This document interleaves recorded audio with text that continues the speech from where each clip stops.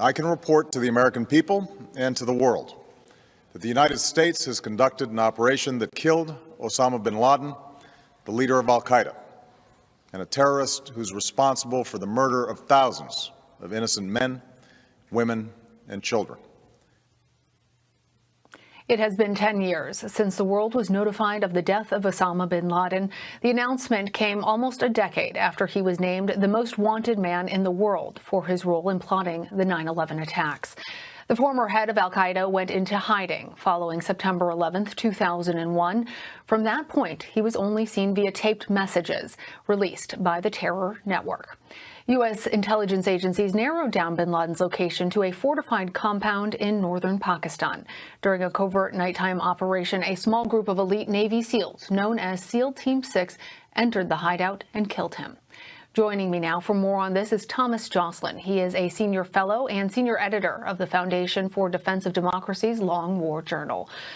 Tom, you've been writing about al-Qaeda for 17 years. Take us back 10 years ago and tell us what was learned from the trove of information the SEALs recovered from bin Laden's compound. Well, I think it's important to keep in mind that the Navy SEALs who went in and killed Osama bin Laden were trained to pick up as much media, as many documents and files as they could. And in fact, they stuffed the bags that they brought with them full of so many materials that they had to pick up the gym bags that al-Qaeda used on the floor and started stuffing them with materials.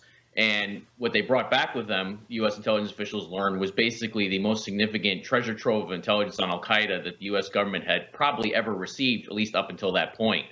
And those files, those documents revealed a lot about al-Qaeda and Osama bin Laden's final years.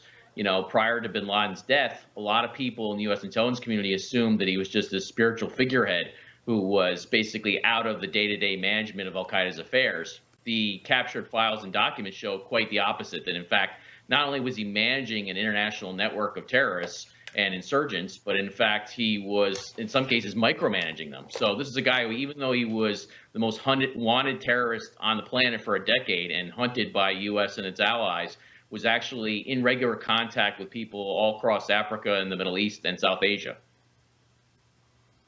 And how did al-Qaeda and its affiliates still continue to grow and recruit after the raid? Well, it's important to keep in mind that the affiliates were always integrated with bin Laden's operations. And in some cases, those affiliates continued to grow after his death. You know, today, Shabab in Somalia, which swore its oath of allegiance or bayat to Osama bin Laden in 2010 before bin Laden was killed, that group has actually grown much more prolific and become much more deadly and is really threatening the Somali government and is threatening to overtake much of Somalia and establish an emirate. We've seen now in West Africa the same story where al-Qaeda has gotten a lot stronger.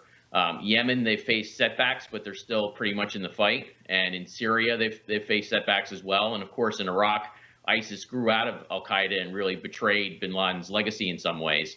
And then in Afghanistan and Pakistan, al-Qaeda still has a very strong presence to this day. So, you know, bin Laden has been dead for 10 years, but unfortunately, al-Qaeda is still very much alive.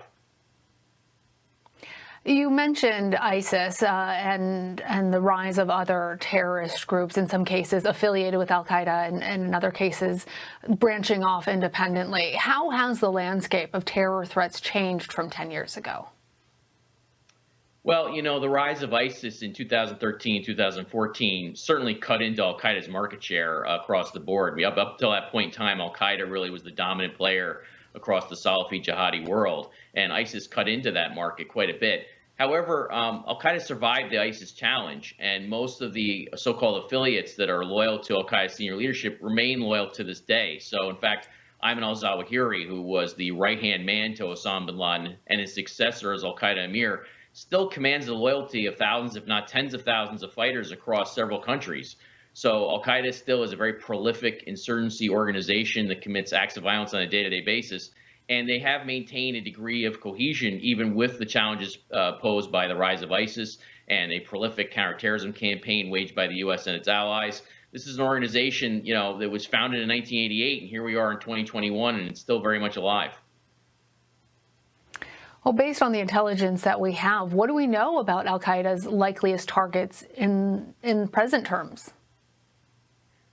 Well, the thing is, when you understand how Al Qaeda operates and what Al Qaeda actually is as an organization, you realize they kill people on a day to day basis across a number of different countries. Like I said, across Africa and the Middle East and into South Asia.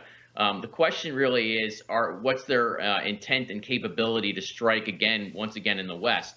To this day, basically in most recent years, they've been focusing on smaller targeted attacks, like you remember the December 2019 attack in Pensacola, which was managed in part by an operative from AQAP, or you can think of the Charlie Hebdo terrorist attack in January 2015 in Paris. These are very small scale targeted attacks that are meant to send a message.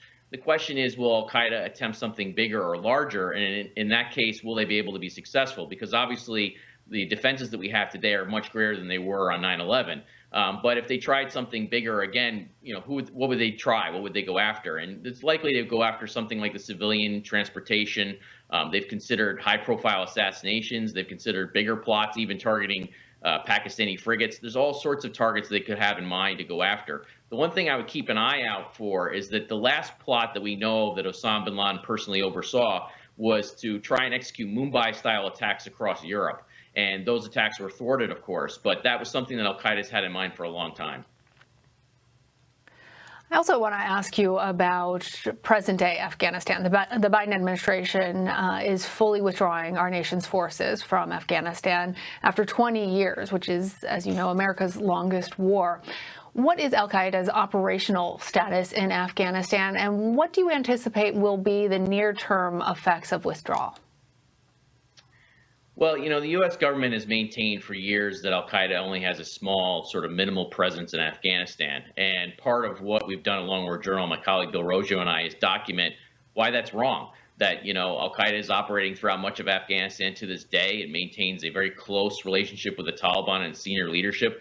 The deputy emir of the Taliban is a guy named Siraj Haqqani. He's an Al Qaeda man. He and his family have been in bed with Al Qaeda since the 1980s.